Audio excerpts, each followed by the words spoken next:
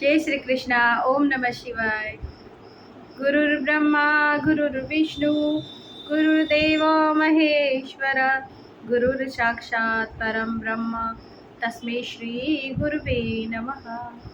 ओम श्री गुरुदेवाय नमः। अभी हमारा 5वां अध्याय चल रहा है, कर्म संन्यास योग। तो कल हमने जो लास्ट श्लोक पढ़ा था 20वां था इस अध्याय का, तो उसमें यही था कि जो व्यक्ति अपने बहुत अधिक प्रिय वस्तु के मिलने पर अत्यधिक अतिरेक में खुश नहीं होता और अप्रिय मिलने पर दुखी नहीं होता है, तो ऐसा व्यक्ति को क्या कहते हैं? स्थिर बुद्धि कहते हैं। स्थिर बुद्धि माने क्या होता है? जो हार जीत लाभ हानि को बराबर समझता हो। जिसके लिए लाभ हो जाए तो ठीक है, हानि हुई तो भी ठीक है, उसको कुछ हिलता नहीं उसके अंदर, तो उसको स्थिर बुद्धि कहते हैं। स्थिर बुद्धि वाला, संशय रहित। संशय जो है ना, हमारे मन को पवित्र करता है और फिर हमें भी वो हमारी ऊर्जा भी उससे नीचे हो जाती है, नीचे स्तर होता है ऊर्जा का। तो संशय रहित ब्रह्मवेत्ता जो ब्रह्म को जानने वाला पुरुष है, सच्चिदानंद घन ब्रह्म परमात्मा में एक ही भाव से नित्य स्थित रहता है। एक भाव है उसका कि परमात्मा मेरा है और मैं परमात्मा में ही हूँ, ये एक ही भाव है। अब आगे है, बाह्य स्पर्शे स्वसत्ता आत्मा विन्दत्यात्मनि यत् सुखम सह ब्रह्म योग युक्तात्मा सुखम क्षय मश्नुते। बाहर के विषयों में आसक्ति रहित। बाहर के विषय क्या है? बाहर के विषय यही है कि जो हमारा मन जो है पूरा बाहर में भटकता रहता है ना, इसने ये किया, उसने वो किया, ये खाना है, वो खाना है, इधर घूमने जाना है, उधर घूमने जाना है, ये करना है, वो करना। बाहर की ओर ही ध्यान रहेगा, अपने भीतर की ओर नहीं रहता। बहिर्मुख मन बाहर की ओर ही भटकता है, वो कभी भी अंदर की ओर जाने ही नहीं देगा। कभी कोई व्यक्ति सोचे कि मैं थोड़ी देर ध्यान करता हूँ, बैठता हूँ, तो क्या करेगा? मन बाहर ही भागता रहेगा। आंखें बंद है लेकिन फिर भी मन बाहर की बातों को लेकर ही ऊपर ऊपर ऊपर तूफान चल रहा है मन के अंदर। तो ये क्या हो गया? बहिर्मुख, यानी बाहरी वस्तुओं से आसक्ति रहित अंतकरण वाला। यानी जो बाहर की वस्तु है, बाह्य वस्तुओं से उसको आसक्ति नहीं होती है। तो ऐसा अंतकरण वाला साधक आत्मा में स्थित जो ध्यान जनित सात्विक आनंद है, तो सात्विक आनंद जो है ना, वो ध्यान में ही मिलता है। हम पूजा करते हैं, भगवान ने यज्ञ किया ना, द्रव्य यज्ञ से ज्ञान यज्ञ को क्यों श्रेष्ठ माना है भगवान ने कहा था ना इससे पहले कि द्रव्य यज्ञ से जो है वो ज्ञान यज्ञ श्रेष्ठ है। क्यों? क्योंकि द्रव्य यज्ञ में आदमी जो है फिर भी बाहर की ओर करता ना, सारे अनुष्ठान करेगा तो मन बाहर की ओर ही रहेगा, ये करना है, वो करना है। और जब वो ध्यान करता है तो वो सिर्फ और सिर्फ अपने भीतर ही रहता है, अपनी आत्मा में स्थित होता है। तो उसको सात्विक आनंद मिलता रहता है। उसको फिर बाहर का आनंद में उसको उतना खुशी नहीं होती जितना उसको अंदर का आनंद में वो तृप्त होता है। तदंतर वह सच्चिदानंद घन पर ब्रह्म परमात्मा के ध्यान रूप योग में अभिन्न भाव से स्थित पुरुष अक्षय आनंद का अनुभव करता है। तो ध्यान योग को सर्वश्रेष्ठ इसीलिए बताया गया है ना। ज्ञान भी कब आएगा हमारे भीतर? जब हम ध्यान करेंगे, अपने भीतर ही जब मंथन करेंगे तभी तो। और मंथन कब करेंगे? जब हमारा मन अंतर्मुख होगा, अंदर की ओर होगा, तभी तो हम कुछ कर पाएंगे ना अंदर। नहीं तो बाहरमुख होगा तो बार क्रियाकलापों में ही लगा रहेगा। ईश्वर की ओर ध्यान तो होगा लेकिन फिर भी ईश्वर के लिए कार्य तो कर रहे हैं, लेकिन मन फिर भी भारी भटक रहा है। तो ध्यान जो होता है, ध्यान योग बोलते हैं उसको। ध्यान योग में क्या है? आदमी अपने अंतर भीतर, अपने हृदय में, अपने भीतर ही उसको भगवान का ध्यान करता है और आनंद का अनुभव करता है। यही संस्पर्श जाप होगा दुखयो नय एवते आद्यंतवंतः कौन्तेय सन न तेषु रमते बुधा। जो ये इंद्रिय तथा विषयों के संयोग से उत्पन्न होने वाले सब भोग हैं, इंद्रियों के संयोग से, और विषय है ना, विषय वासना बोलते, ये चाहिए, वो चाहिए, बहुत सारे सुख चाहिए, ये विषय भोग हो गए।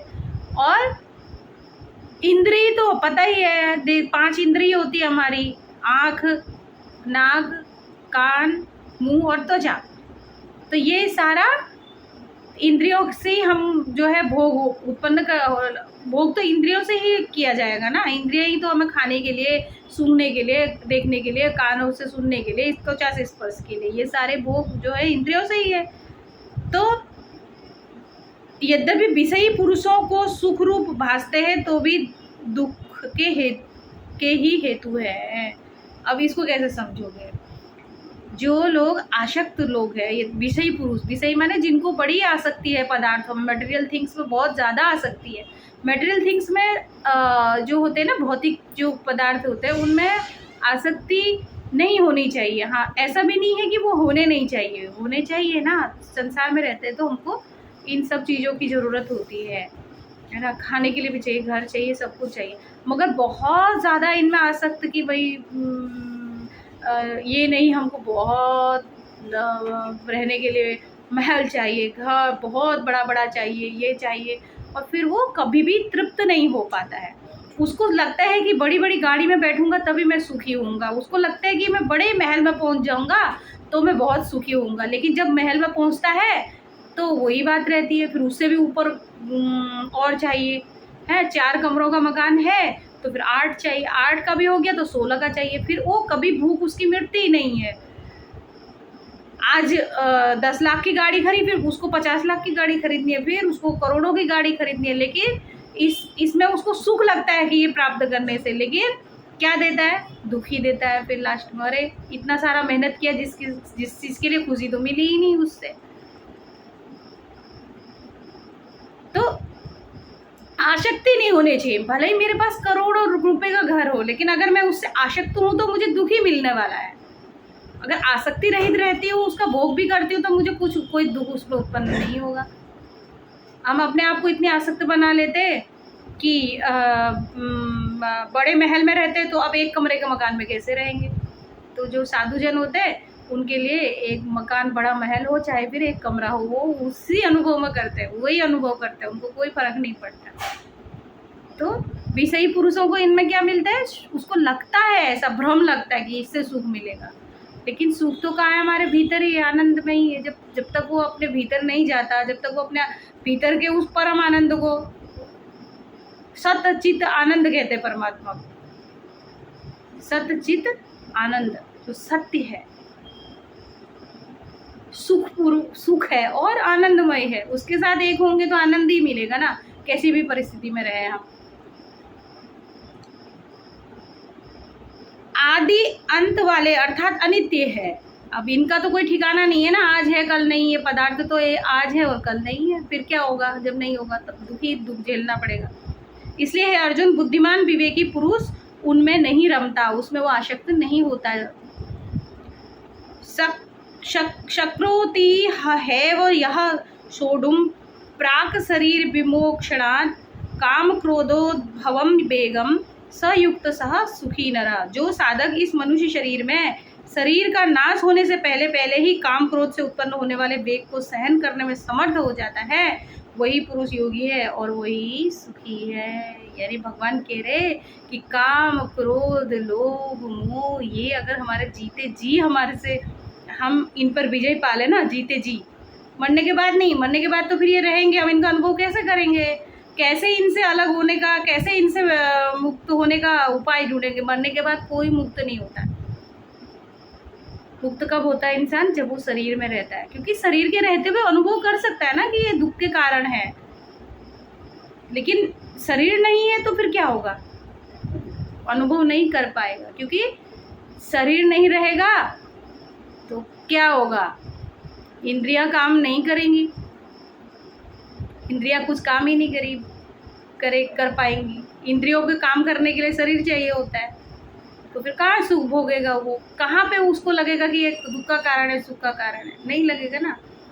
तो जीते जी ही जो मनुष्य इस शरीर का नाश होने से पहले पहले काम क्रोध से उत्पन्न होने वाले उस वेग को संभालने में समर्थ हो जाता है, क्रोध को संभालने में समर्थ हो जाता है, वही योगी और वही सुखी है। सुख और दुख तो उसको यही अनुभव होने वाले हैं ना। यो अंत सुखो अंतर रामस्थान्तर ज्योतिरेव यह स योगी ब्रह्म निर्वाणम ब्रह्मभूतो अधिगच्छति। जो पुरुष अंतरात्मा में ही सुख वाला है, आत्मा में ही रमण करने वाला है तथा जो आत्मा में ही ज्ञान वाला है, वह सच्चिदानंद घन रूप पर ब्रह्म परमात्मा के साथ एक ही भाव को प्राप्त सांख्य योगी शांत ब्रह्म को प्राप्त होता है।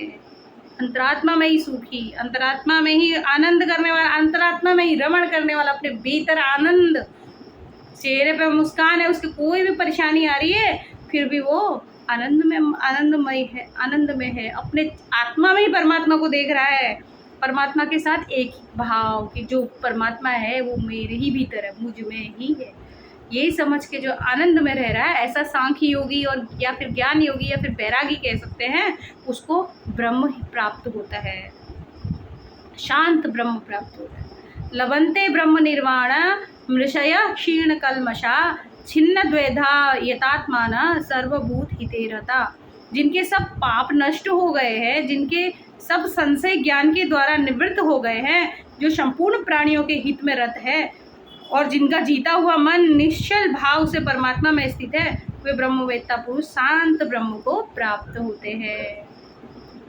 पाप नष्ट कब होंगे पता है जी? पाप नष्ट शरीर के बिना नहीं हो सकते, क्योंकि पाप नष्ट कब होंगे? जब हम जन्म लेंगे, हमारे शरीर के साथ उन भोगों का अंत होगा, जब हमें अनुभव होगा उन सब चीज़ों का, तो तभी हमारे सारे पाप नष्ट हो सकते हैं। तो शरीर चाहिए उसके लिए, तो जीते जी वो अपने पाप नष्ट कर सकते हैं। संशय हमारे मन में होता है, संशय का निवारण कैसे होता है? ज्ञान के द्वारा।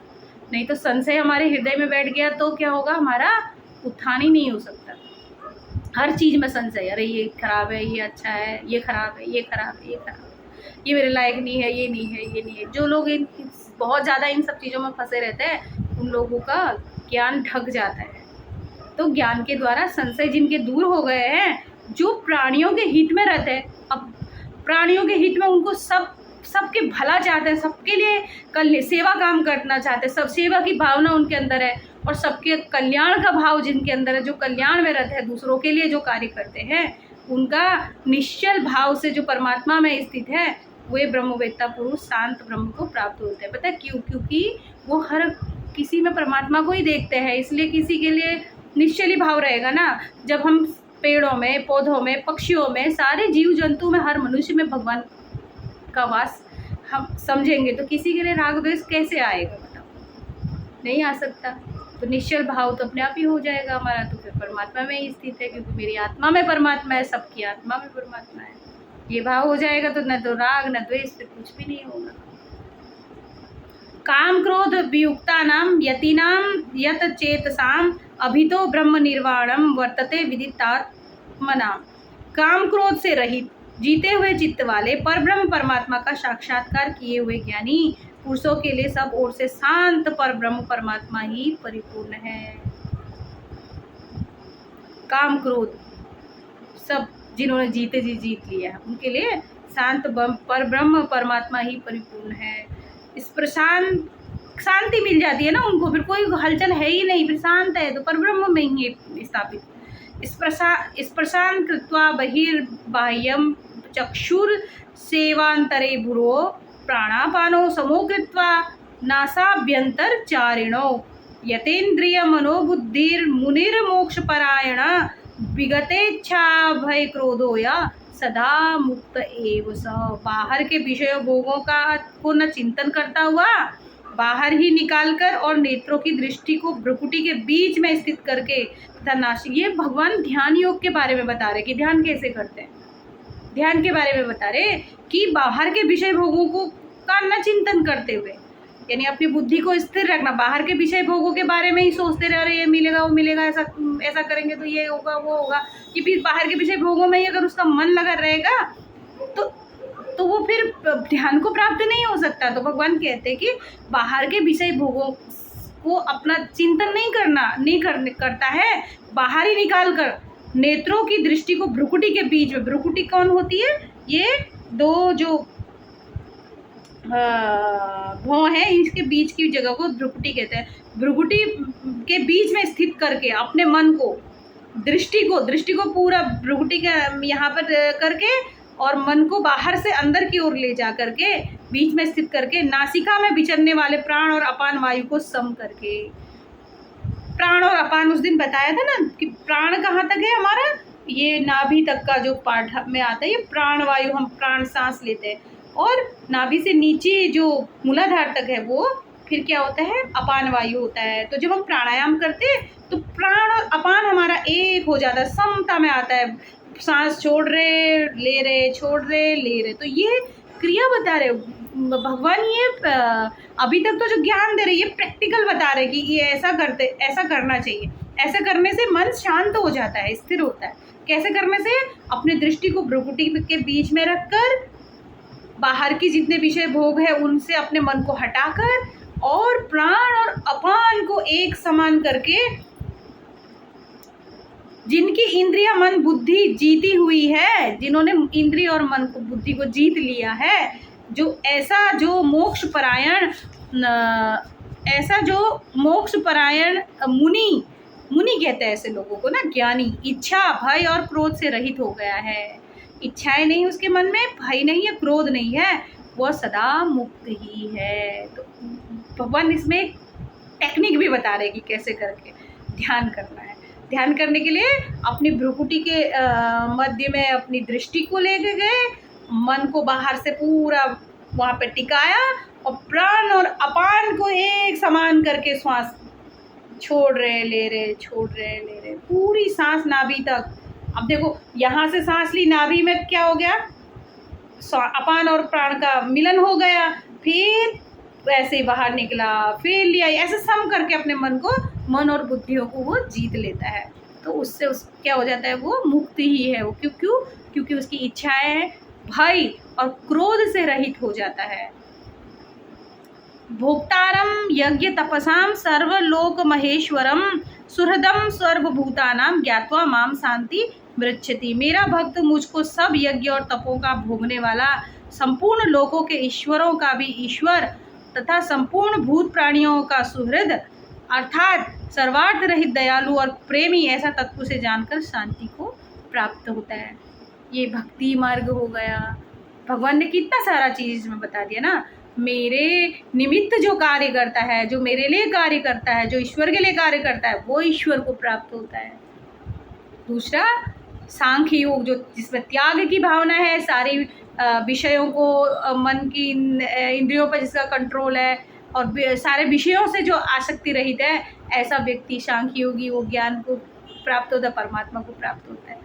तीसरा आ गया मेरा भक्त। भक्त क्या होता है, भक्त क्या करता है, यज्ञ और सब यज्ञ और तपों का भोगने वाला, वो भगवान को समझता है, भगवान को तप और यज्ञों को भोगने वाला, और संपूर्ण लोकों के ईश्वरों का भी ईश्वर। कहता है ईश्वरों से भी ईश्वर मेरा परमात्मा है, मेरा ईश्वर परमात्मा सारे देवी देवताओं से भी ऊपर है, ऐसा समझता है। संपूर्ण भूत प्राणियों का सुहृद।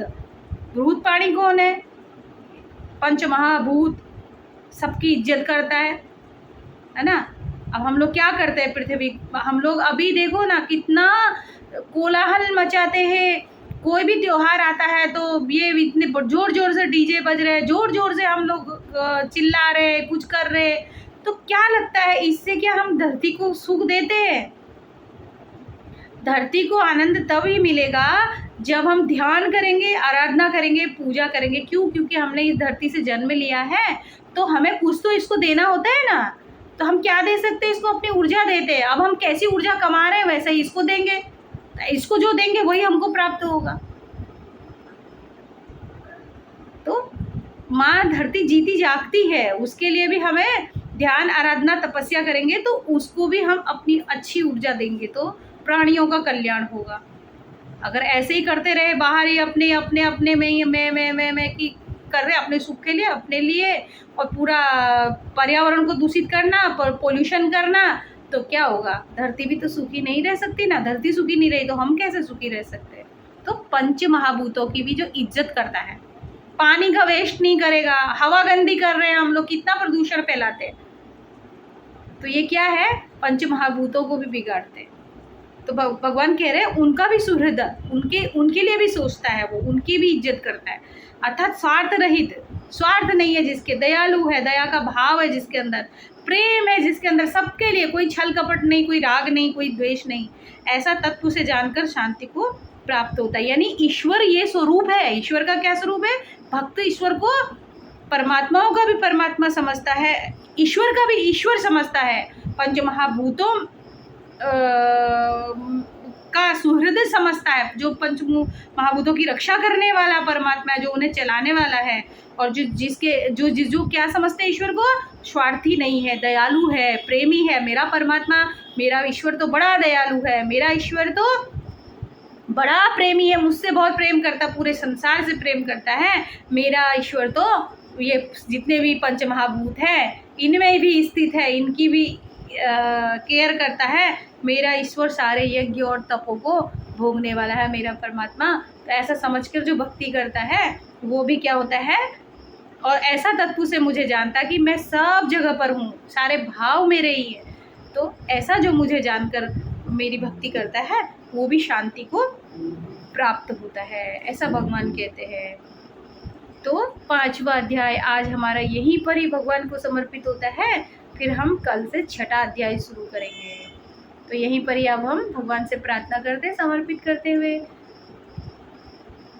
श्री कृष्ण गोविंद हरे मुरारी, हे नाथ नारायण वासुदेव, हे नाथ नारायण वासुदेव, हे नाथ नारायण वासुदेव। जय श्री कृष्णा। ओम नमः शिवाय।